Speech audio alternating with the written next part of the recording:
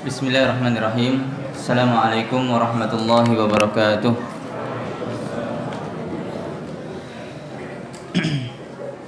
Alhamdulillah alladzi bi ni'matihi tatimmus shalihat. Segala puji bagi Allah Subhanahu wa ta'ala, karena nikmatnya kebaikan-kebaikan menjadi sempurna. Allahumma salli wa sallim wa zid wa barik wa an'im ala abdika wa rasulika wa maulana Muhammad ibn Abdillah wa ala alihi wa ashabihi wa man tabi'ahum bi ihsanin ila yaumil qiyamah. Ya Allah, semoga salawat, salam, berkah dan juga nikmat-Mu selalu dicurahkan kepada Nabi besar Muhammad sallallahu alaihi wasallam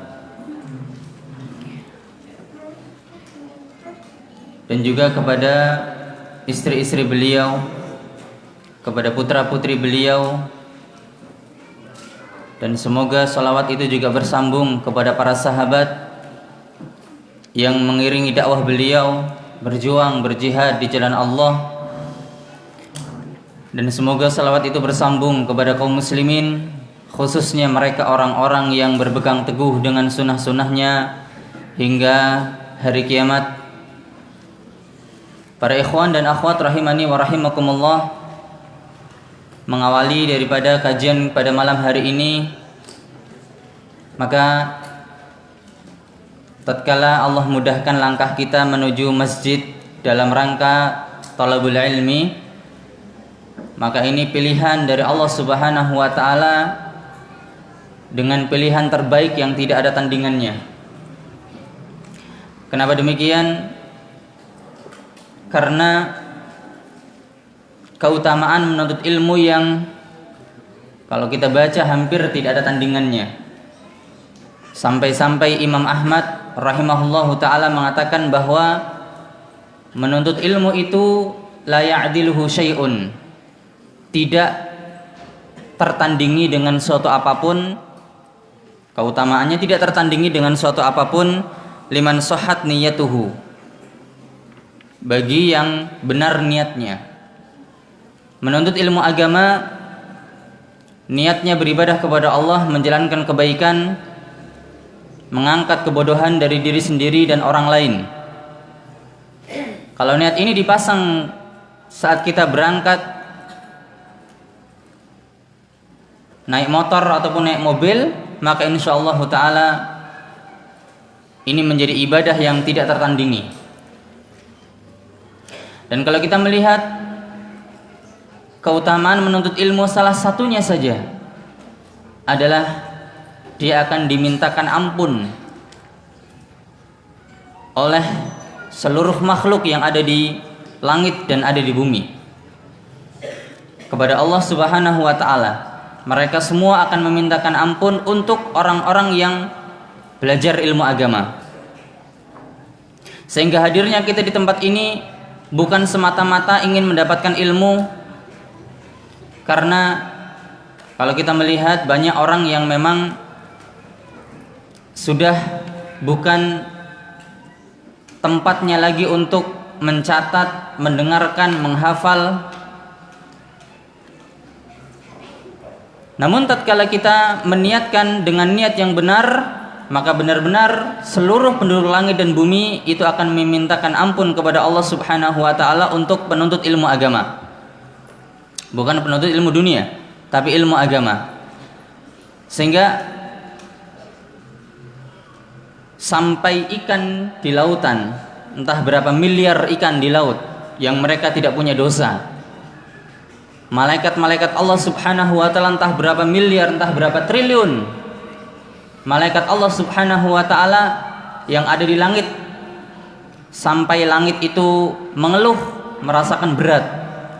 Wa haqqo anta itta, dan pantas langit itu mengeluh, merasakan beratnya mengangkat beban malaikat yang sangat banyak sekali.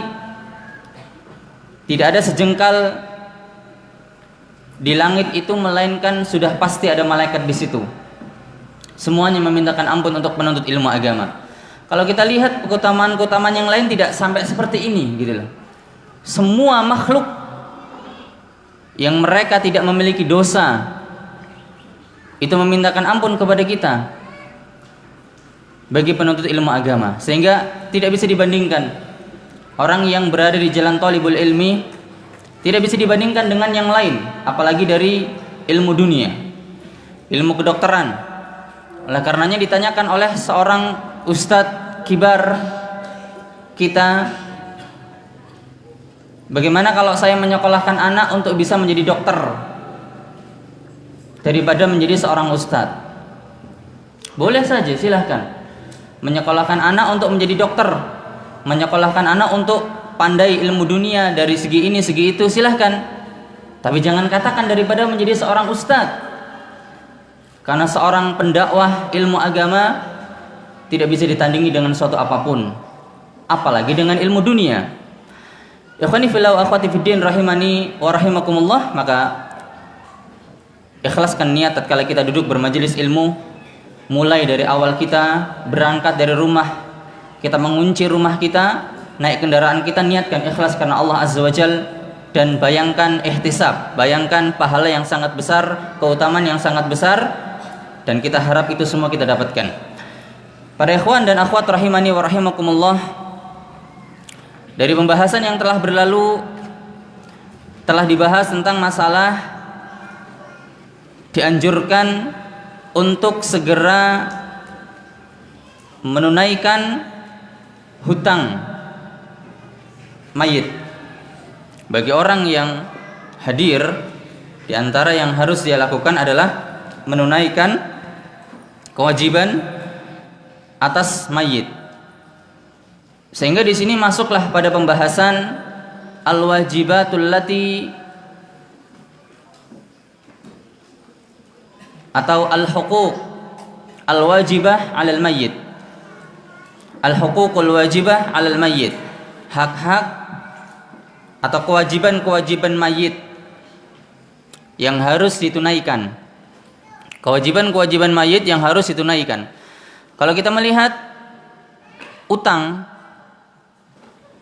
atau kewajiban hamba tatkala dia meninggal dunia, itu tidak lepas dari dua. Yang pertama adalah kewajiban kepada sesama makhluk. Yang kedua, kewajiban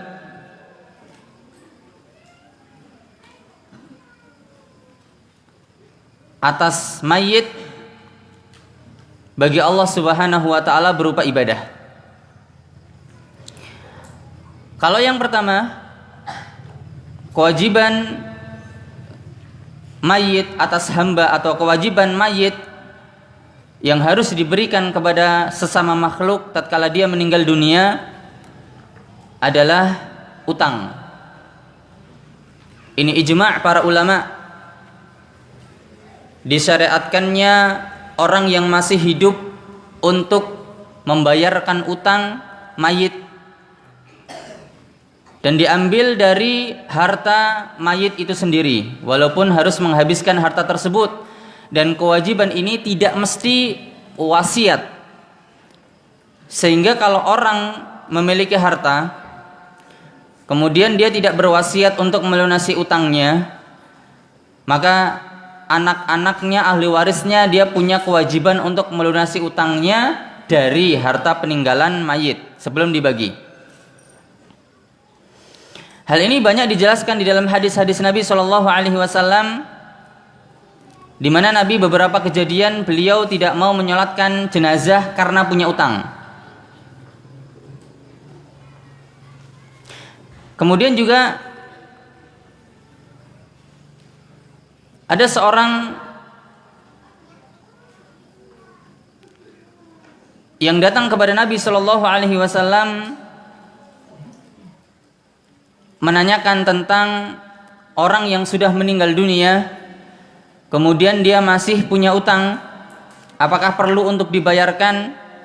Maka Rasulullah SAW mengatakan bahwa jiwa seorang muslim itu tergantung pada utangnya sampai dibayarkan.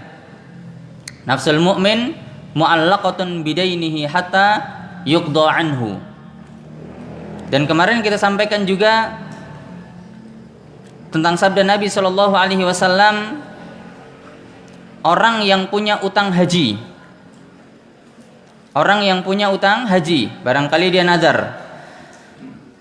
Haji ini kan ibadah harta, diantaranya ibadah harta dan badan. Diantaranya adalah harta, yang ini harus dikeluarkan dari harta dia. Rasul mengatakan, ara'aita law ala ummika dainun akunti qadiyatah. Apa pendapatmu kalau seandainya ibumu tuh punya utang, apakah kamu akan bayar? Tentunya iya. Ikhwani fillah rahimani wa rahimakumullah, ijma' para ulama harus dibayarkan dulu utang hamba ini. Kemudian yang kedua adalah kewajiban mayit untuk Allah Subhanahu wa taala berupa ibadah.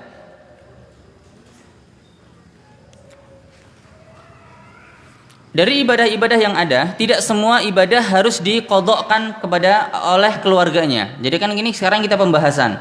Kalau seandainya berkaitan dengan harta, mudah dibayarkan dengan harta tersebut. Lalu bagaimana kalau seandainya dia punya kewajiban ibadah, namun belum dia kerjakan, dia sudah meninggal dunia. Kalau kita melihat ibadah, maka ada beberapa di antaranya sholat, puasa, zakat, haji. Sholat, puasa, zakat, haji. Yang pertama adalah sholat. Kalau kita melihat, tidak ada satupun dalil secara tegas bahwa Nabi SAW memerintahkan agar kalau orang meninggal dunia, walinya itu atau ahli warisnya itu harus qodokkan sholat untuk siapa? Mayitnya tersebut. Ada yang datang dari sebagian sahabat, dari sebagian sahabat.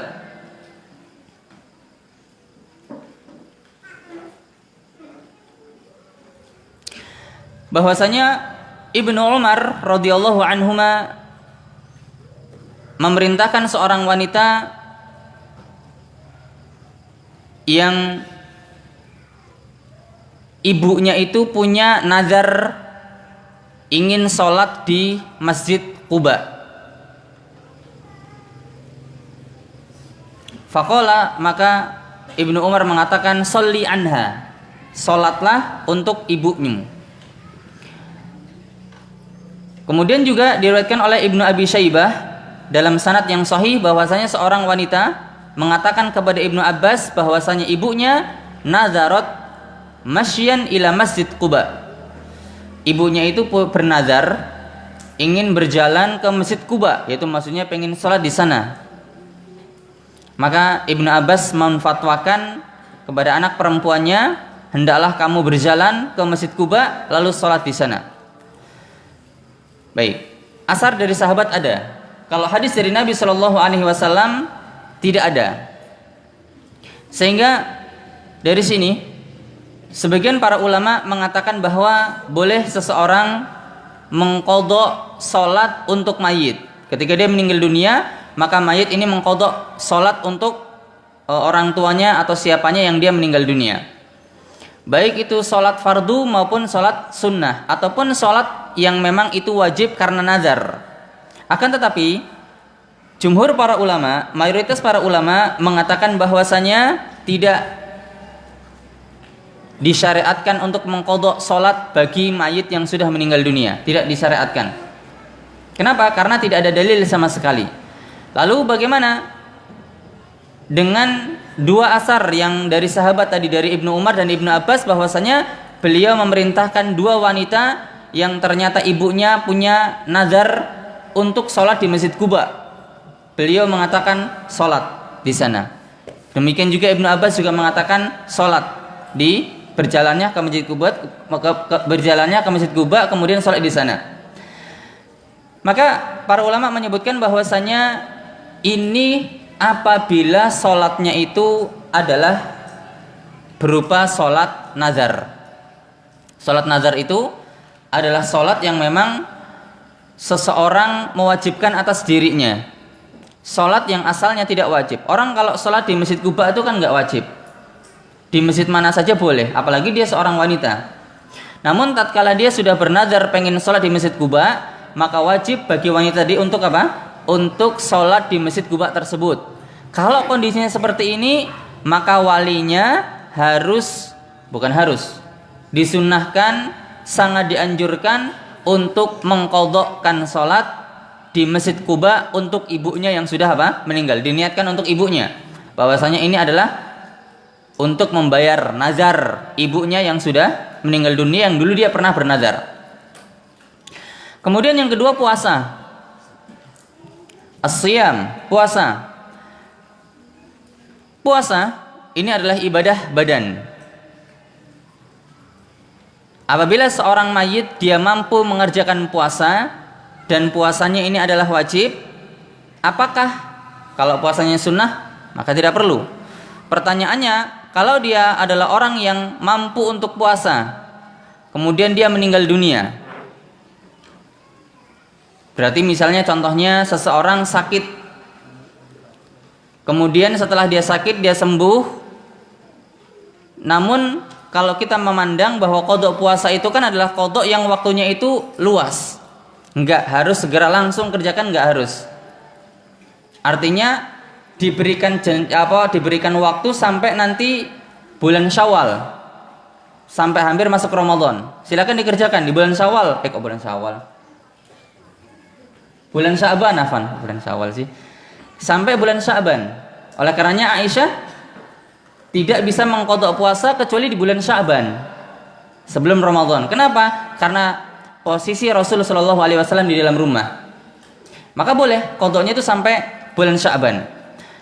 Oleh karenanya tatkala seseorang punya utang puasa, dia sudah mampu membayar puasa tersebut, kemudian dia belum membayar, dia sudah meninggal dunia. Nah, ini adalah gambaran saat seseorang itu punya kewajiban qadha puasa, belum sempat mengqadha, dia meninggal dunia. Maka Rasul bersabda di dalam hadis riwayat Bukhari Muslim, man mata, barang siapa yang meninggal dunia, wa alaihi siyamu mun, dan dia punya utang puasa, shoma anhu waliyuhu, maka walinya yang mempuasakan untuknya. Barang siapa yang meninggal dunia dan dia punya utang puasa, maka walinya yang mempuasakan untuknya. Demikian juga hadis riwayat Ahmad, bahwasanya seorang laki-laki datang kepada Nabi sallallahu alaihi wasallam lalu mengatakan, "Ya Rasulullah, ummi matat wa 'alaiha shaumu syahrin." Wahai Rasulullah, ibuku mati, meninggal dunia, dan dia punya utang Ramadan. Afa aqdihi anha, apakah boleh aku mengqadhakan untuk ibuku? Rasul mengatakan, "Na'am, fadainullahi ahaqqu an yuqda." Iya, utang kepada Allah lebih pantas, lebih berhak untuk dibayar. Kalau kita memandang utang kepada makhluk itu wajib dibayar, maka utang kepada Allah itu lebih pantas untuk apa? Dibayar. Dari dua hadis di atas, Bapak Ibu rahimakumullah, para ulama mengatakan bahwa boleh hukumnya seorang ahli waris untuk mengqadhakan puasa bagi mayit. Bahkan mereka mengatakan bahwasanya hukumnya sunnah dan sangat dianjurkan. Lalu bagaimana kalau seandainya yang nyarutang puasa atau yang mengqadhakan puasanya itu adalah orang lain? Jawaban para ulama, boleh dengan syarat izin dari walinya. Artinya, puasa orang lain untuk mengqadhakan mayit itu sah apabila mendapat izin dari walinya. Sehingga perlu dicatat bahwasanya, ya ahli waris, perlu dicatat bahwasanya puasa yang memang itu wajib bagi dia, kalau dia mati belum sempat mengqadha, maka dia harus membayarkan, maka walinya boleh atau dianjurkan untuk mengqadhakan puasa. Sekarang seandainya seorang meninggal dunia di pertengahan bulan Ramadan, di tanggal misalnya 15, 16, 17 seperti itu, meninggal dunia, maka tidak wajib bagi maka tidak ada kewajiban bagi ahli waris untuk mengqadhakan puasa bagi mayit. Kenapa? Mayit nggak punya utang apa-apa. Kasusnya seperti itu yang saya sampaikan. Tatkala mayit ini punya utang puasa, karena mengqadha puasa itu waktunya luas sampai bulan Sya'ban, dia belum sempat mengqadha, meninggal dunia. Misalnya seorang wanita haid, dia belum sempat mengqadha, dia meninggal dunia. Maka yang mengqadhakan puasa walinya. Seorang sakit di bulan Ramadan, tidak wajib puasa. Ketika dia selesai Ramadan, maka tidak diwajibkan dia untuk langsung mengqadha. Waktunya luas, silahkan diqadha kapanpun, walaupun anjurannya adalah segera diqadha. Maka yang seperti ini, kemudian sebelum dia mengqadha kok udah meninggal dunia, maka yang seperti ini walinya atau ahli warisnya yang mempuasakan untuk dia. Kasusnya, misalnya juga seorang wanita atau seseorang yang sedang sakit parah. Seorang yang sedang sakit, yang harapannya dia akan sembuh. Kenapa saya katakan harapannya akan sembuh? Kalau dia adalah orang yang sakit yang harapannya tidak bisa sembuh, maka nggak ada wajib puasa. Wajibnya apa? Fidyah. Betul? Makanya kita sekarang sedang bahas orang yang punya wajib puasa. Dia sedang sakit, ada harapan sembuh. Belum sembuh, meninggal dunia. Dia udah sakit 10 hari di bulan Ramadan. Ada harapan sembuh. Ternyata belum sembuh, atau bahkan udah keluar, dia punya utang 1 bulan puasa. Kita katakan 1 bulan puasa Ramadan. Udah keluar bulan Ramadan dia masih sakit. Tapi dokter katakan insya Allah masih bisa sembuh. Ini bukan penyakit yang mengantarkan dia akan meninggal dunia. Ternyata belum sembuh, dia udah meninggal dunia. Pertanyaannya, apakah walinya disyariatkan untuk mempuasakan untuk mayat tersebut? Jawabannya tidak. Kenapa tidak? Karena tidak ada kesempatan buat mayit ini untuk mengqadha puasa. Ya, sekarang kita harus bedakan orang yang sakit yang bisa diharapkan sembuh, sudah sembuh, dia belum mengqadha. Udah ada waktu dia mengqadha tapi belum mengqadha, kemudian dia meninggal dunia. Nah, ini yang wajib bagi dia. Tapi kalau dia ternyata harapannya sembuh, belum sembuh kok udah meninggal dunia, nggak ada kewajiban. Nggak ada apa? Nggak ada kewajiban. Kemudian yang berikutnya adalah zakat. Jadi intinya pembahasan puasa, kalau sholat tadi tidak wajib diqadha, tidak boleh bahkan, kecuali kalau sholatnya adalah sholat nazar. Yang kedua puasa, iya, kalau memang dia punya utang puasa dan itu adalah wajib, maka diqadhakan oleh walinya atau oleh ahli warisnya. Yang ketiga adalah zakat. Zakat ini adalah bisa kita sebut dengan misal sedekah, ya. Zakat ini adalah ibadah harta. Zakat ini adalah ibadah harta. Di dalam zakat ini ada 2 hak. Yang pertama adalah hak untuk Allah, yang kedua ada hak untuk hamba, untuk makhluk.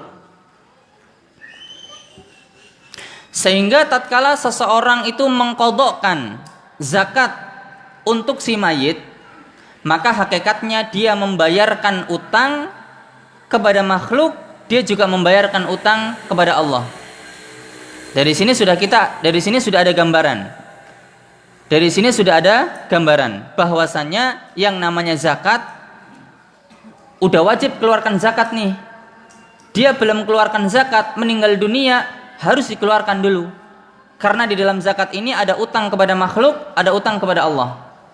Kalau yang pertama tadi utang kepada makhluk itu saja sudah harus dibayarkan, apalagi yang masalah zakat ini di situ ada 2 double utang. Utang kepada Allah dan utang kepada makhluk, maka di sini lebih pantas untuk segera dibayar.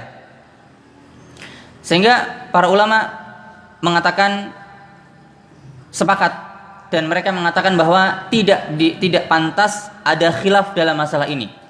Karena perbandingan yang tadi saya sampaikan. Kalau seandainya yang tadi kita ketahui dari hadis yang ada, bahwasanya ketika seorang wanita meninggal dunia, dia punya utang puasa, apakah boleh aku mengqadhakan buat dia? Kata Rasulullah, iya.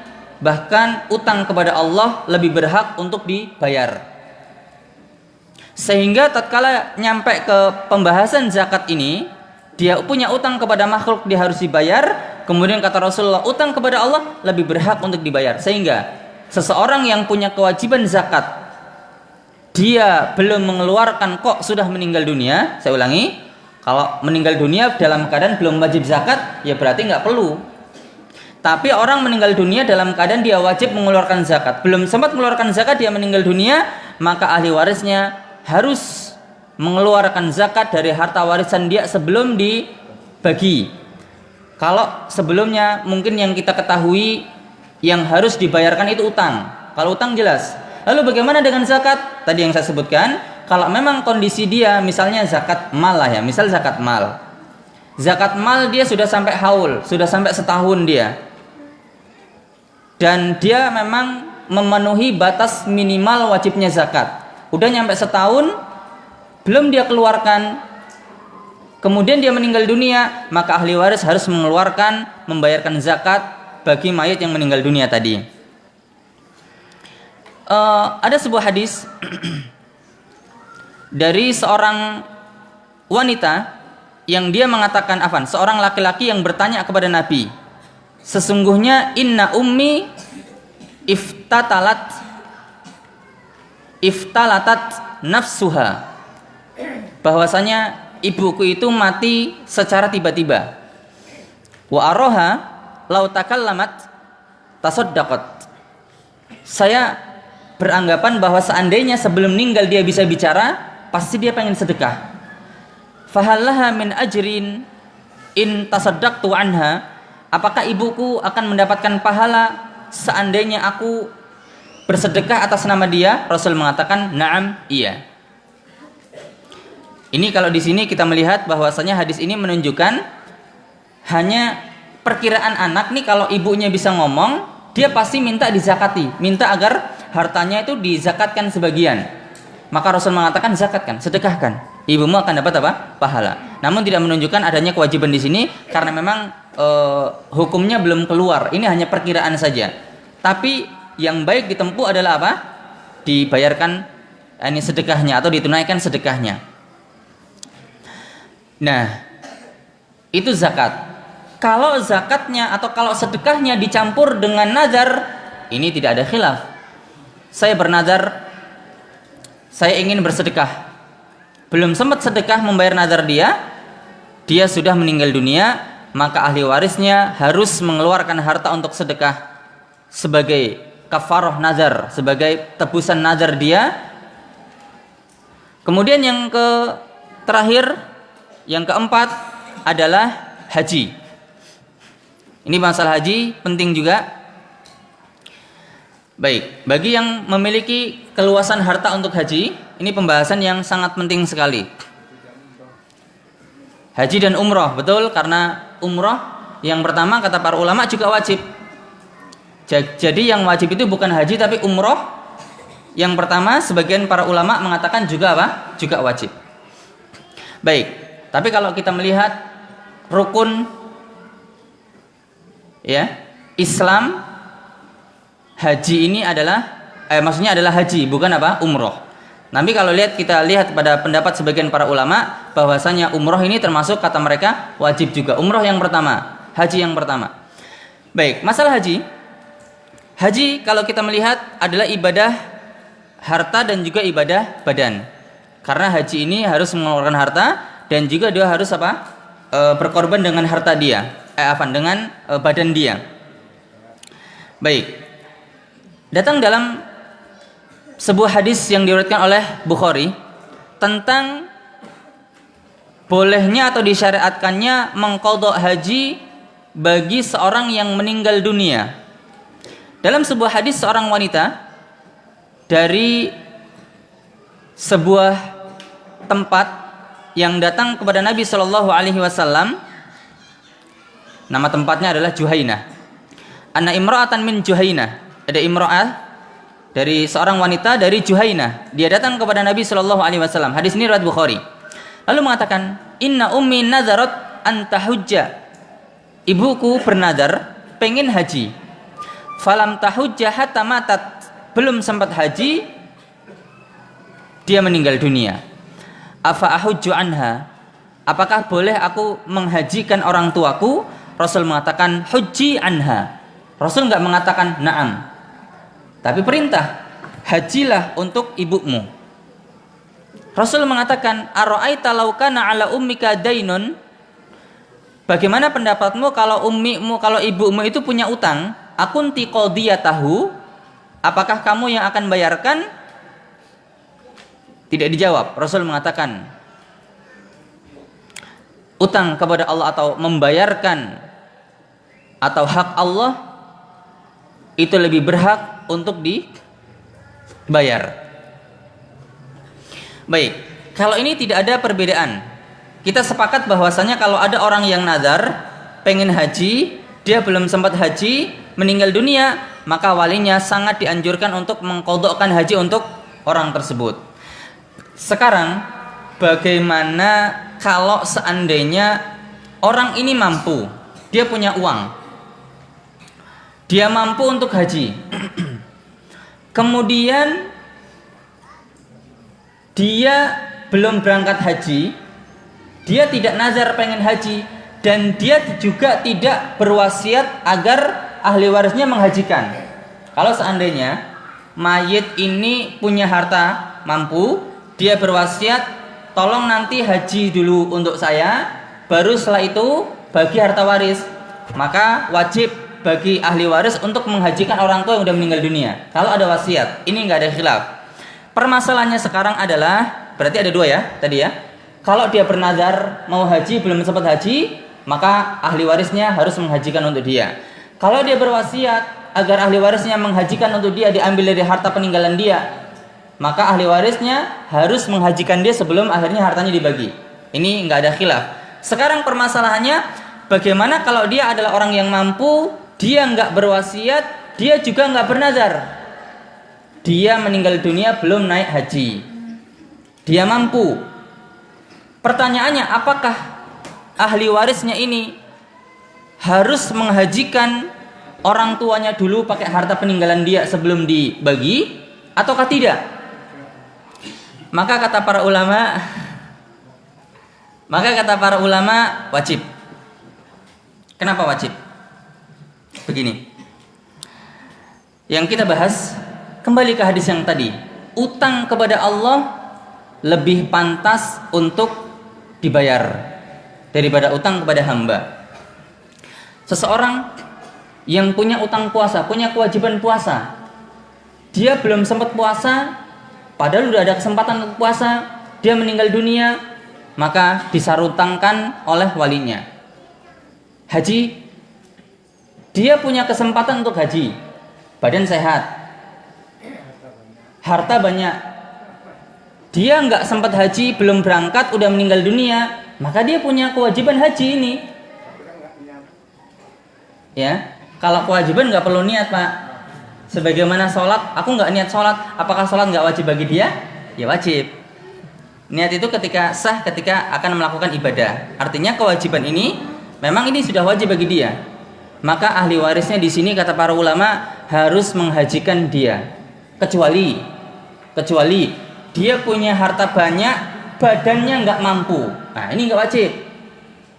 Atau badannya mampu tapi nggak punya harta, nggak wajib juga. Ini hartanya mampu, badannya mampu, nggak haji. Ahli warisnya apa hartanya melimpah ruah, dibagi sama anaknya yang jumlahnya banyak, anaknya kebagian banyak-banyak. Maka kata para ulama, hajikan dulu orang tua sebelum dibagi harta warisnya. Setelah itu kalau sisa uangnya silakan baru dibagi harta warisnya. Wallahu ta'ala alam bisawab. Ini adalah pembahasan yang berkaitan tentang utang hamba, bahwasanya utang itu ada dua yang tadi saya sebutkan, utang kepada Allah dan utang kepada makhluk. Kalau utang kepada makhluk berupa utang-hutang uang gitu, maka ini sudah jelas harus dibayar. Lalu bagaimana dengan utang dia kepada Allah? Sudah saya rincikan bagaimana kalau sholat, bagaimana kalau puasa, kemudian zakat dan juga haji. Wallahu ta'ala a'lam bissawab. Sambil nunggu adzan.